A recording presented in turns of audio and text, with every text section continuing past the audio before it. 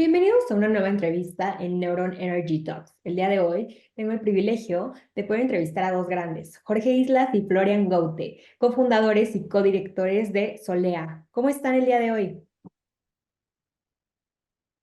Excelente, muchas gracias. ¿Cómo Muchísimas, estás? Muchas gracias. muchísimas gracias a ustedes por regalarnos este tiempo de esta entrevista. Y justo me gustaría empezar con una pregunta para romper un poco el hielo y después adentrarnos del todo a temas del sector energético, que es cómo llegaron al mundo del sector energético y energías renovables. Sí, pues en realidad, por mi parte, yo he tenido una carrera de background más financiero y hace unos años antes de fundar esta empresa, pues me metí en el financiamiento de proyectos del sector energético, en el boom que había en el sexenio anterior. Y pues fue un sector que me llamó muchísimo la atención por el impacto que puede tener en México en su posicionamiento global y desde luego que en el caso nuestro, que son energías renovables, pues en la mitigación de la huella de carbono, ¿no? ¿Tú qué tal, Florian? Sí, gracias. Yo tuve un acercamiento desde hace unos años porque fui country manager de una empresa francesa aquí en México para desarrollar pues proyectos de gran escala en solar eólico y luego pues se dio ese tema con Solea, que es más un EPC que construye proyectos en generación distribuida. Perfecto, pues sin duda alguna los dos tienen un gran expertise y justo me gustaría que nos contaran un poquito más de cuáles son los servicios que ofrece Solea a sus clientes potenciales. Sí, nosotros, pues más que vender un producto, yo te diría, generamos ahorros en electricidad para nuestros clientes, empresas en México. Dicho esto, estamos enfocados en comercio e industria, vía principalmente solar y almacenamiento, y buscamos algo que está en nuestro ADN, aportar más. 2% de los ingresos de nuestros proyectos los asignamos a iniciativas socioambientales. Hoy tenemos una alianza con Grupo Ecológico Sierra Gorda y con Reforestamos. Esto es muy importante para nosotros y nos motiva pues a tener una empresa, pero que tenga un impacto doble, ¿no? Uno por nuestra actividad y otro por estas aportaciones que hacemos. Y justo entrando como en temas más generales del sector, me gustaría que nos compartieran su opinión de cómo evaluamos el estado actual del sector energético mexicano y cuáles son las tendencias clave que se observan en términos de adopción de energías renovables. En realidad es un mercado que ha retomado el dinamismo, digamos, en los últimos meses, después de enfrentar un poco de adversidades.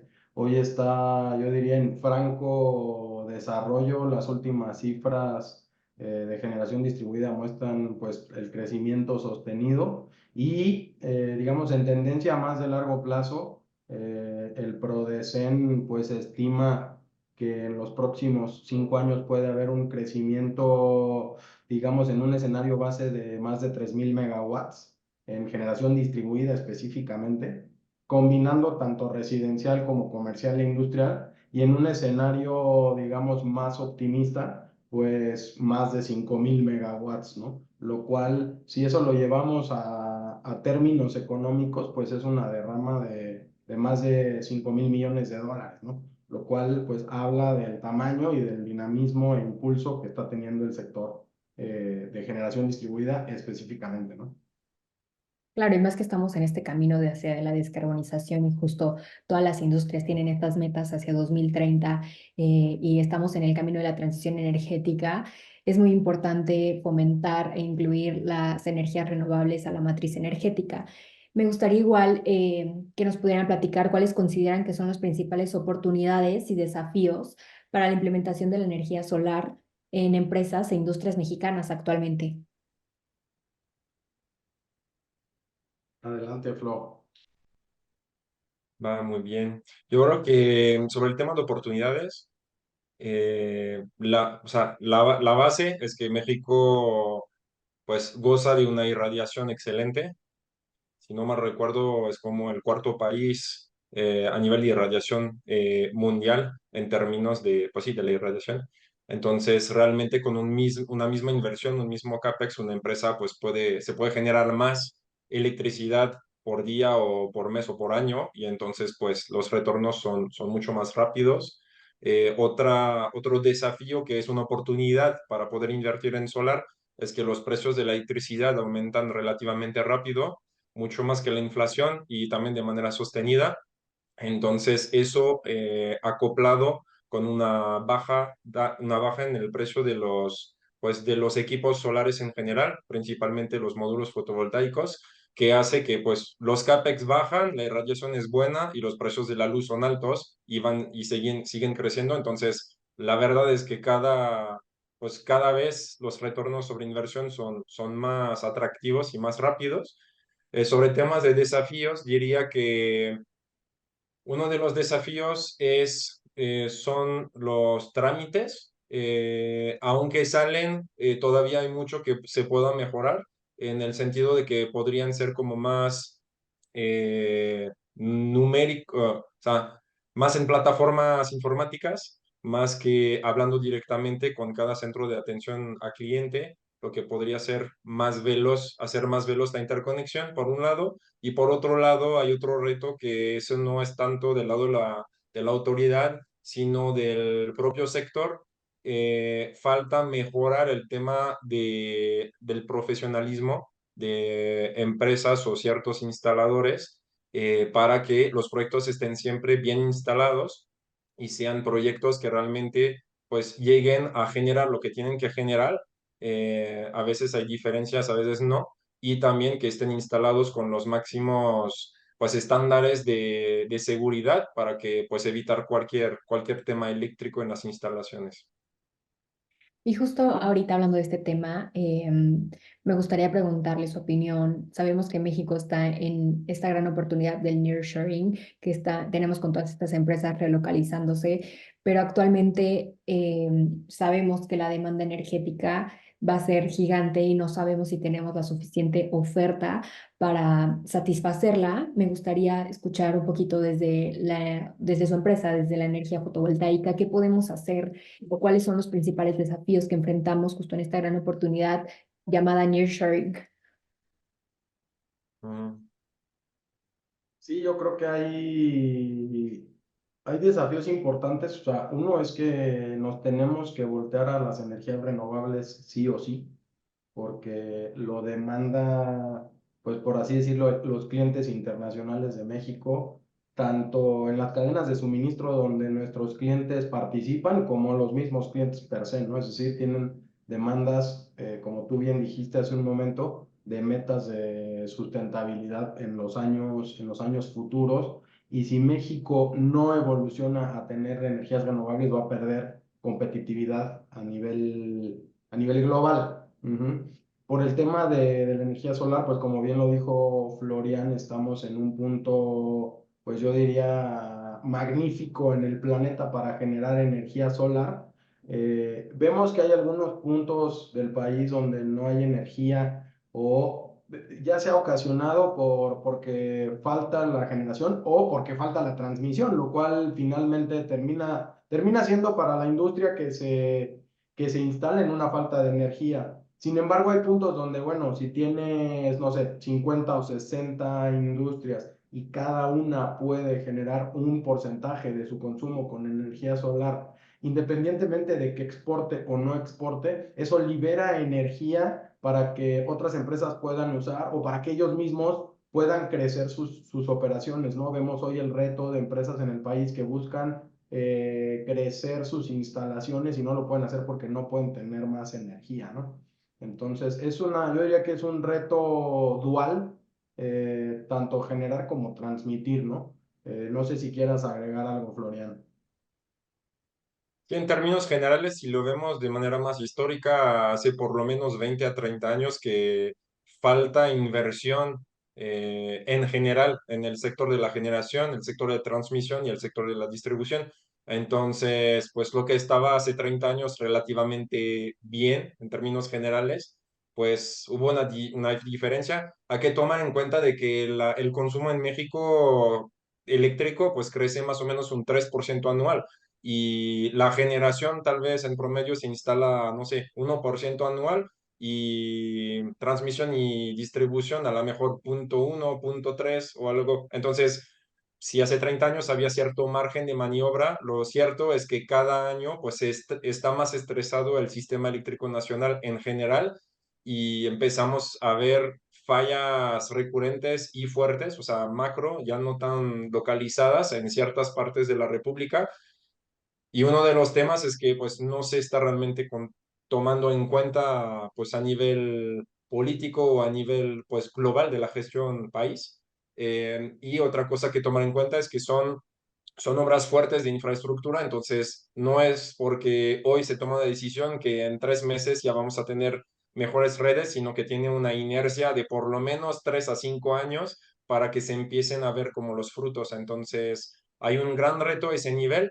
No es un reto únicamente mexicano, si se lee un poquito de noticias en otros países que supuestamente tienen redes mucho más nuevas o aptas que las mexicanas, también tener pues esa transición energética. Uno de los cuellos de botella que no se habla mucho y que se va a hablar más y más son las redes. Hay que invertir en redes de transmisión, sobre todo también de distribución. Y justo cambiándome un poquito de tema, me gustaría que nos contaran un poco de la innovación tecnológica y el papel que desempeña en la evolución de la energía solar y solar fotovoltaica para la industria en México. Adelante, Flo. Sobre temas tecnológicos, diría que, o sea, a nivel, obviamente los equipos principales son los paneles, que son los módulos fotovoltaicos. Em, Va mejorando la eficiencia como tal, van mejorando también las garantías, o sea, hoy de la nueva generación más grande y más comercial, pues son garantías de fabricante de 30 años y con la curva de degradación o sea, muy baja, realmente 0,4% anual. Entonces, después de los 30 años, todavía los módulos fotovoltaicos pues generan más del 85% de lo que generaban cuando se instalaron, lo cual pues es muy bueno. Em, Se puede aprovechar un poco más a la eficiencia, como es un poco mejor, se puede pues generar más energía en una superficie igual que antes, o sea, con una superficie de 100 metros cuadrados o 1000 metros cuadrados se puede generar más energía, entonces eso también es algo que pues, se puede aprovechar pues en muchos techos, porque al final pues un sistema solar sí toma cierto espacio instalarlo y hay ciertas industrias o comercios que no tienen ese espacio o que sus techos son reducidos porque tienen ciertas máquinas o equipos ahí en los techos. Diría que o sea, realmente el cerebro de un sistema solar son los inversores, son los equipos que transforman la electricidad directa de los módulos, o sea, de los paneles, en electricidad en corriente alterna que se usa en las casas, en los comercios y la industria. Esos aparatos o sea, han tenido también una bajada en precios y una mejora en términos de potencia notoria. Hoy podemos, para un proyecto de 500 kilowatts, que son los proyectos más grandes que se instalan en generación distribuida, hoy se puede hacer con solo 3 aparatos de Wow. 100 o 150 kilowatts que miden 1 metro por 70 centímetros, o sea, 100 por 70, que realmente si tú ves eso hace 7 años, pues ya llenabas un cuarto eléctrico o realmente era mucho más grande. Entonces, y la eficiencia de esos aparatos realmente ha subido mucho. Hoy puedes tener aparatos con una eficiencia más de 98, 99%, lo cual pues hace que la pérdida de energía es menor y entonces generas más. A nivel de estructura diría que pues es mecánico, no hay tanto cambio. Y lo demás, o sea, realmente yo creo que pues sí, se mejora a nivel de los paneles, se mejora a nivel de los inversores y aparte, pues los precios últimamente han bajado, entonces pues le da una buena rentabilidad a los proyectos y también certeza financiera cuando se financian. ¿Y cómo ha sido la experiencia de Solea hablando de financiamiento de proyectos de energía solar en México? Y me gustaría que nos compartieran un poco de cuáles son las estrategias clave que han encontrado, las cuales hayan sido exitosas. Sí, Bueno, nuestra experiencia, nosotros en realidad somos EPCistas y diría que en el país hay una relación simbiótica entre las instituciones financieras y los fondos de energía con los EPCistas. ¿A qué me refiero? Que surceamos proyectos o encontramos proyectos cada parte y necesitamos un poco de la otra parte para llevarlos a cabo, ¿no? La mayoría de las instituciones financieras, bancos, arrendadoras y fondos de energía tienen su promoción comercial, pero a la hora de construir se apalancan de pesistas como nosotros. Y por nuestro lado, al revés, encontramos proyectos para construirlos y nos apalancamos de la fuerza financiera de las instituciones para llevarlos a cabo, ¿no? Nosotros hemos tenido experiencia tanto en créditos, arrendamientos, tanto financieros y puros, y los famosos PPAs, contratos de venta de energía de más largo plazo. El mercado realmente está combinado, demanda un poco de todo, porque depende mucho de la visión del empresario, o si es una empresa internacional, de la visión de los equipos de finanzas de las empresas, ¿no? Los que buscan quizás tener la deducibilidad acelerada o la depreciación acelerada que permite la ley del impuesto sobre la renta estarán más inclinados a un arrendamiento, a un crédito o inclusive pagar de contado si tienen caja. Y los que realmente están buscando metas de sostenibilidad combinado con cero inversión y que realmente los plazos de 10 15 años no les parecen descabellados, son los que están buscando este tipo de soluciones, ¿no? Entonces, en general la experiencia es positiva, los proyectos se autorizan, cada vez más la banca en México está entendiendo los fundamentales de estos proyectos, además del análisis que se tiene que hacer del cliente, ¿no? Porque finalmente el cliente Claro. termina siendo la fuente de pago y para que un proyecto sea exitoso, el cliente tiene que tener una permanencia en su negocio, por un lado, y por el otro, que el proyecto también sea bueno, genere energía y genere los ahorros que tiene que generar, ¿no? Jorge, me gustaría que nos ayudaras un poquito más a describir qué es el PPA. Sí, con mucho gusto. El PPA, que es como se le conoce de las siglas Power Purchase Agreement, es un contrato de venta de energía donde típicamente un fondo de inversión paga todo el proyecto, ajá, y después a lo largo de la vida del contrato, que pueden ser contratos desde, pues ya los estamos viendo desde 7 u 8, se le cobra al cliente la energía solar que el sistema genera. Ajá. Entonces está totalmente vinculado con la productividad del equipo. Si un mes el equipo por X o Y no genera energía, ese mes el fondo no cobrará, ¿no? Con la ventaja, como te decía, uno, no hay inversión inicial usualmente, o sea, el cliente empieza a pagar el día que termina la interconexión y que se arrancan los equipos, por un lado, durante la vida paga el kilowatt hora y además todo está incluido los mantenimientos, están incluidos los seguros y están incluidos las refacciones en caso de algún mal funcionamiento, garantía u otra cosa.